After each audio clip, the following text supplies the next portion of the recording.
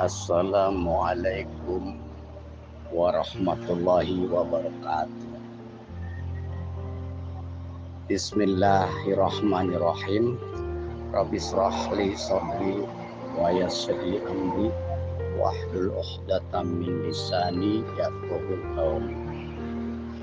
Alhamdulillahirabbil alamin. Alhamdulillahilladzi ja'alna minal mutamassikina bi wilayati amiril mu'minin wa a'immati alaihim salam. Allahumma sholli ala Muhammad wa ala Muhammad. Selamat pagi kepada semua yang ada di grup ini, semoga saja sehat selalu. Assalamualaikum Pak Jerik. Mengenai surah Al-Imran ayat 103. Janganlah kamu bercerai-berai dan peganglah tali Allah. Pak Jirik menyimpulkan sudah bercerai-berai. Satu, Islamnya dibawa dong, Pak Jerik. Islam Sunni, Islam Syiah, dan Islam Ahmadiyah dibawa dong. Ini sudah 3, apakah ini bukan tafarok? Ini juga sudah tafarok, termasuk Ahmadiyah. Pertama. Kedua, kenapa di situ hablillah dikatakan agama? Itu kan tali. Tali apa? Simbol apa tali itu? Itu kan tali simbol penghubung. Siapa yang bisa menghubungkan antara bumi dan langit? Itu udah tafsiran nih agama di sini. Bisa agama, bisa siapa saja ditafsirkan di situ. Oke. Tetap saja saya akan bertanya tentang Allah itu berkalam kepada Nabi Muhammad dengan bahasa apa? Karena apa saya mengejar ini terus? Anda terus menginformasikan bahwa setelah Nabi adalah dari umat Nabi menjadi Nabi. Dari umat Nabi menjadi Nabi dan Khalifah, Imam Mahdi, Isa Al-Masih, Al-Maud, kan gitu. Khilafah, nubuwah lil alamin. Makanya saya kejur, sejauh mana Anda memahami tentang sebagai pengikut Imam Mahdi yang ada sekarang ini tentang Allah itu berkalam atau berbicara dengan Nabi Muhammad dengan bahasa apa? Karena ini belum ada jawaban dari antum, Pak Ajerik. Terima kasih. Assalamualaikum. Sebenarnya maksudnya begini, Pak. Bukan sekedar mengajarkan nama, Pak. Bukan. Bukan begitu maksudnya.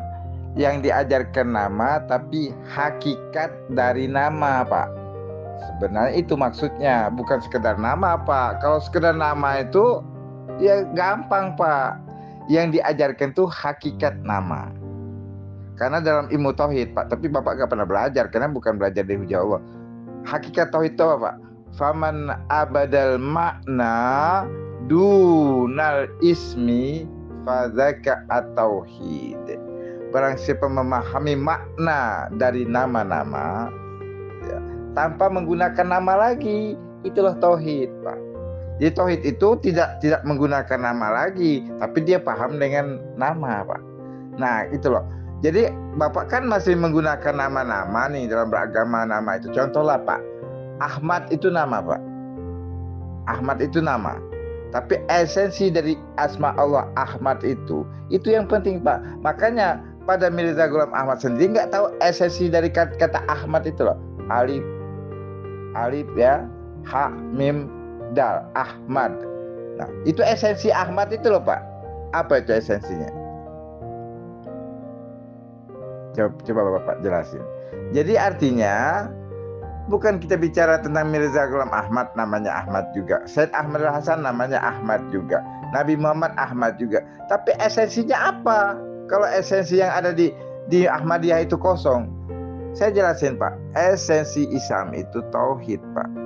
Sekarang selama Pak Erik itu dakwah, nggak pernah ngajarin tauhid gitu loh. Saya jadi bingung juga.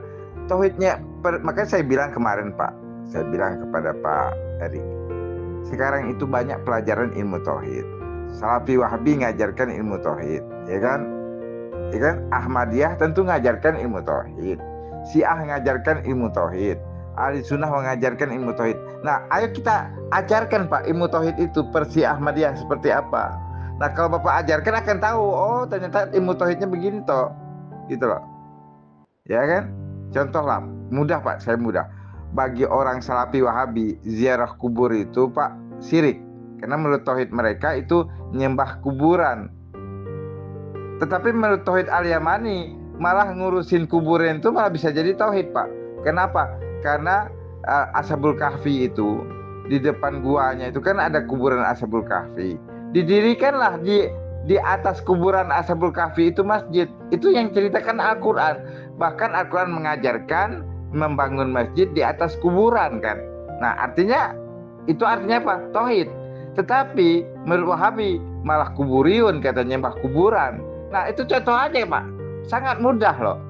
Ternyata tauhid yang diajarkan Wahabi dengan tauhid yang diajarkan Al-Yamani beda, masa kuburan saja. Nah sekarang versi Mirza Ghulam Ahmad itu tauhidnya gimana sih Pak? Itu saya tanya kemarin nggak pernah dijawab Pak Erik. Padahal itu seluruh nabi-nabi dan rasul datang ke dunia ini diutus untuk mengajarkan tauhid kepada umat manusia. Jadi asma-asma itu berkaitan dengan ilmu tauhid, rahasia tauhid Pak. Demikian Pak, terima kasih.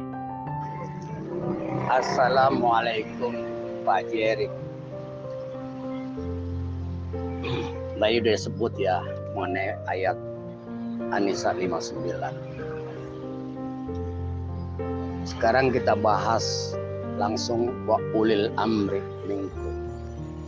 Antum bilang nggak ada wa'atinya, nggak ada artinya. Buat apa ada wawu di situ? Wawu itu untuk apa?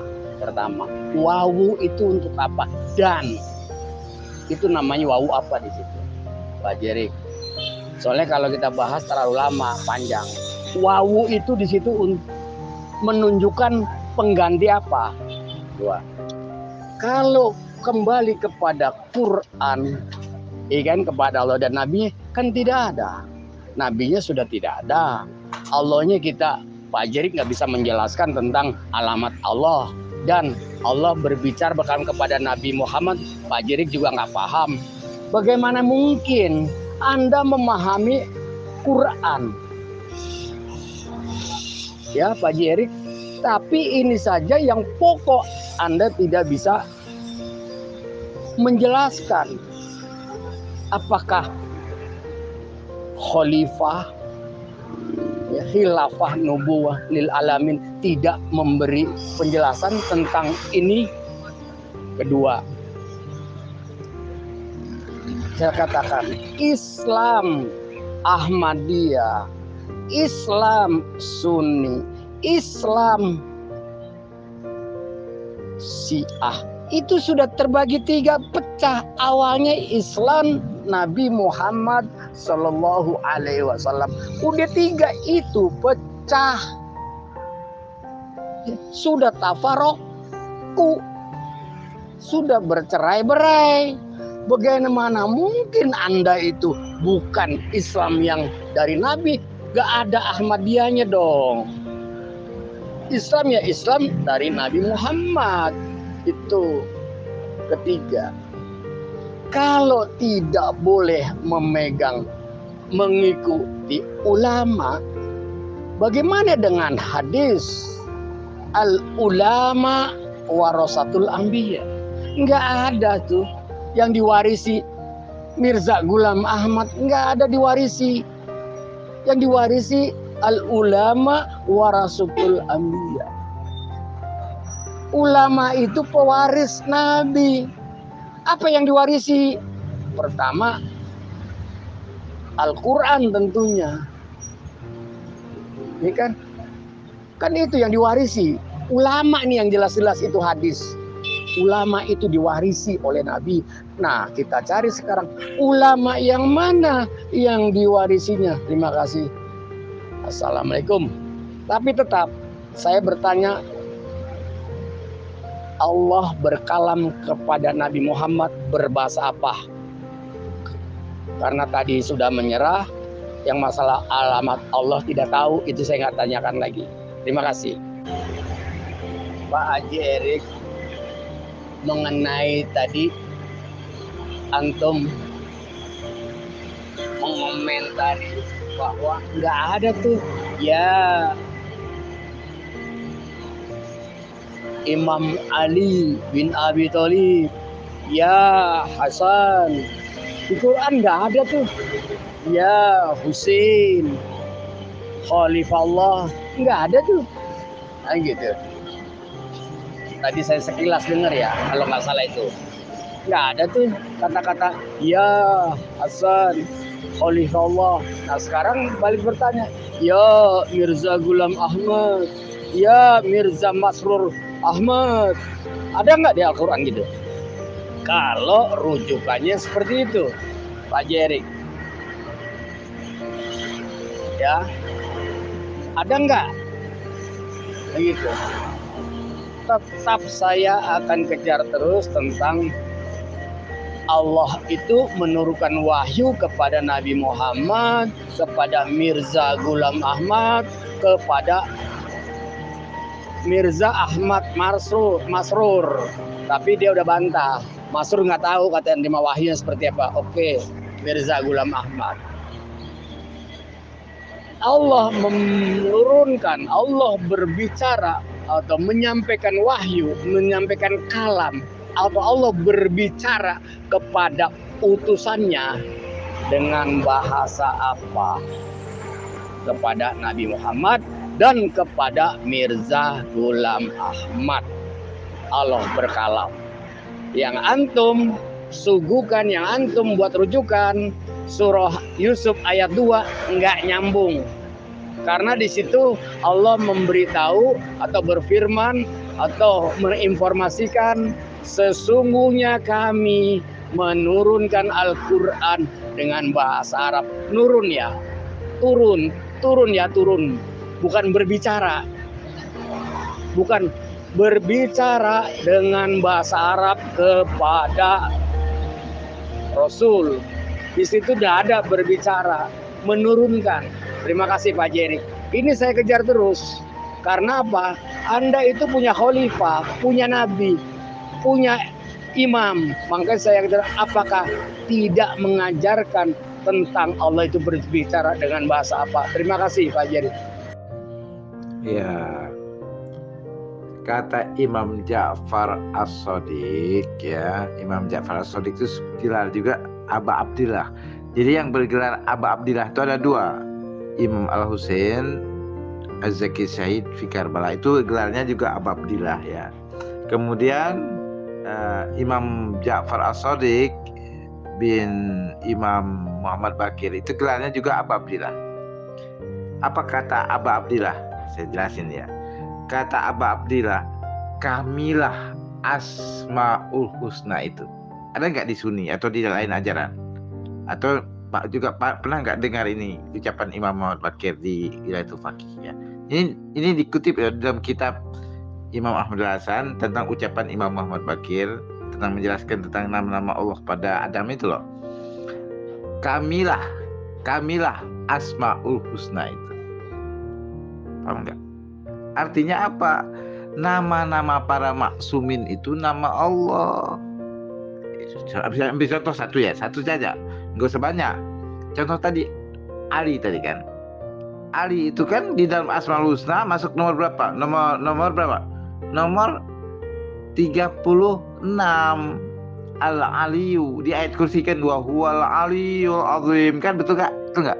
Wa huwal aliyul azim wala ya'udzuhu hifdzuhuma wa huwal aliyul azim. Ada nggak di Asmaul Husna? Wa huwal Abu Bakarul azim. Ada nggak? wa huwa Umar wa huwa Umarul Azim wa huwa Mirza Ghulam Ahmadul Azim. Ada enggak? Ada enggak? Artinya apa itu? Apa itu coba?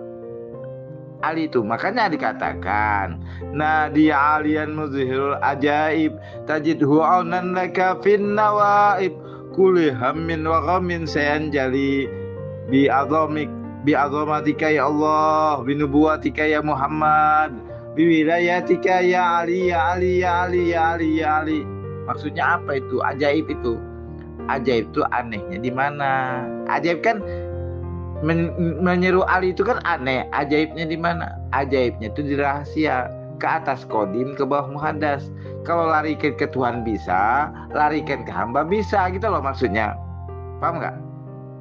Jadi mau ya Ali ya Ali ya Ali Tuhan bisa, ya Ali ya Ali ya Ali yang hamba yang imam bisa.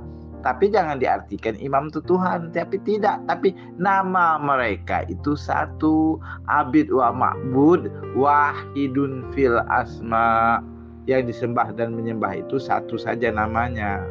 Makanya nama para maksumin itu nama-nama Tuhan. Sampai di sini kajian sampai belum? Kalau kelasnya Pak Erik, Pak ini juga Pak Ahmad Sunarto sampai nggak dalam pemahaman seperti ini yang saya maksudkan? Oke? Bang Jaga Sukma. Ya jelas sudah lah. Yang pohon saja. Pohon. Ya. Nabi Adam nggak boleh dekat pohon itu. Itu juga sudah dijelaskan. Siapa itu pohon yang nggak boleh didekati Nabi Adam? Apalagi asma-asma. Jadi jelas lah itu nama para a'immah. Gitu Bang Jaga Sukma. Tapi kalau bicara ini nggak nyambung, nggak akan nyampe. Dipikir Islam ini, ya dikatakan tadi Islam itu pertama ma'rifat, ya, dua hakikat, torekot dan syariat. Itu Bang Jaga Sukma. Tentu ya paham dong. Kalau belum paham sebagai pengikut Ahlul Bait, ya perlu dipertanyakan. Itu kan fondasi awal kita memahami Ahlul Bait yaitu. Makasih Pak Jaga Sukma. Nah, apa sama nih penjelasannya Pak Ahmad Sunarto tentang pohon Syajaratul Khuld, ya, pohon yang kekal. Kenapa sebenarnya Nabi Adam itu dilarang memakan pohon yang kekal itu? Yang mengatakan kekal itu kan iblis sendiri waktu itu. Ini pohon yang kekal, Syajaratul Khuld. Khuld itu kan kekal, pohon yang kekal. Kenapa Allah melarang, ya, iblis kok menyuruh-nyuruh gitu loh? Tahu nggak rahasianya? Sebenarnya tidak dilarang Bang, sebenarnya. Kenapa Allah melarang itu? Karena bukan haknya. Itu aja. Pohon itu ada yang menghaki, ada yang memiliki. Yang memiliki siapa? Muhammad wa ali Muhammad. Muhammad dan keluarga Muhammad lah yang memiliki pohon itu. Yang berhak memetiknya, yang berhak memakan buahnya itu adalah Muhammad wa ali Muhammad. Itu maksudnya. Kemudian dilarang, tetapi makannya juga sebenarnya memakan hak anak cucu keturunannya yang belum lahir waktu itu kan. Nah, artinya begini rahasianya Pak sebenarnya. Pohon terlarang itu terlarang bagi Adam. Tapi tidak terlarang bagi Nabi Muhammad karena itu pohonnya punya Nabi Muhammad Bang. Dan punya Ali Muhammad dan keluarga Muhammad. Pohon apa itu? Pohon ilmu pengetahuan rahasia. Jadi ilmu pengetahuan itu ada yang rahasia disebut asror. Tidak semua pengetahuan itu tidak rahasia. Ada pengetahuan rahasia dalam Islam ini. Nah, pengetahuan rahasia itu milik Nabi Muhammad yang dimakan oleh Nabi Adam itu. Sebenarnya tidak boleh. Itu bukan pohon dalam bentuk fisik sebenarnya. Pohon dalam bentuk maknawi. Jadi secara makna di situ ada pohon spiritual, pohon yang kekal yang milik Nabi Muhammad yang tidak boleh dimakan kecuali oleh Nabi Muhammad dan keturunannya. Dan nanti orang yang memetik pohon itu harus dimakan. Jadi sebenarnya zaman kita ini, Bang, zaman untuk menikmati buah khuldi itu. Tapi makanya di buah khuldi ada ilmu rahasia Nabi Muhammad dan keluarga Muhammad. Nah, ilmu rahasia Nabi Muhammad dan keluarga Muhammad inilah yang harus kita makan. Jadi hari ini kebalik, Bang. Hari ini zaman kita ini sebenarnya iblis itu melarang, Allah nyuruh. Kalau zaman Nabi Adam Allah nyuruh, iblis melarang. Kalau sekarang Allah nyuruh makan buah khuldi karena haknya Nabi Muhammad dan keluarga Muhammad, dan kita sebagai umatnya harus ikut makan juga. Tetapi dilarang oleh iblis. Ilmu apa itu? Itulah rahasia ilmu Allah tadi. Rahasia ilmu Allah yang berkaitan dengan nama-nama rahasia tadi. Nah, kita harus memakan itu. Nah, pertanyaan saya, sudahkah kita semua ini memakan buah khuldi itu? Sebagaimana Nabi Adam memakannya, tetapi bukan haknya. Sebenarnya sekarang kita sudah hak kita itu makan buah khuldi. Kalau mau buah kekal, mau kekal di sorga, makan itu buah. Tapi di zaman sekarang, jadi sekarang itu buah kekal. Kalau mau kekal di sorga, mari kita makan ilmunya Muhammad, keluarga Muhammad yang berupa ilmu rahasia. Bukan ilmu syariat, bukan ilmu tarekat, tapi ilmu hakikat makrifat itu bersifat asrar, rahasia. Kenapa dirahasiakan? Nanti kata orang-orang ulama Banjar Martapura, ingat, bukan nang Muhammad nang di Makkah kayak yang lahir di Makkah wafat di Madinah. Nanti nang kayak orang Kristen menuhankan Nabi Isa. Karena apa? Tahu nggak kamu? Muhammad itu nama Tuhan juga. Tahu nggak? Tapi bukan Nabi Muhammad dong. Nanti seperti orang Kristen menuhankan Nabi Isa. Itu apa? Itu buah khuldi, Bang. Yang harus kita makan. Artinya harus kita yakini, harus kita imani. Itulah maksudnya. Tapi yang nggak beriman, artinya belum makan buah khuldi tadi. Paham sampai di sini tentang buah khuldi? Menurut versi kami mengaji dari Imam Al-Yamani seperti itu, ya. Demikian. Assalamualaikum Pak Jerik. Buat apa diturunkan seorang nabi kalau tidak menjelaskan tentang asma-asma? Antum kan punya nabi dari umatnya nabi, yaitu khalifah Nabi Imam Mahdi dan Isa al-Mau'ud, kan gitu. Khilafatun nubuwah lil alamin. Antum kan punya nabi, punya khalifah. Tanya dong, yang dimaksud itu apa? Fungsinya apa itu? Yang antum yakini itu Mirza Ghulam Ahmad sebagai nabi dan rasul. Tanya dong tuh asma Allah. Gak mungkin itu kok praduga. Karena Anda kurang membaca, dan arti membaca juga nggak paham, dan nggak mau tanya sama imam kamu, Pak Jerik, nggak bertanya sama khalifah antum. Gitu dong. Quran ini udah ada, nah tanya Nabi Muhammad kan untuk menjelaskan Al-Quran, fungsinya itu.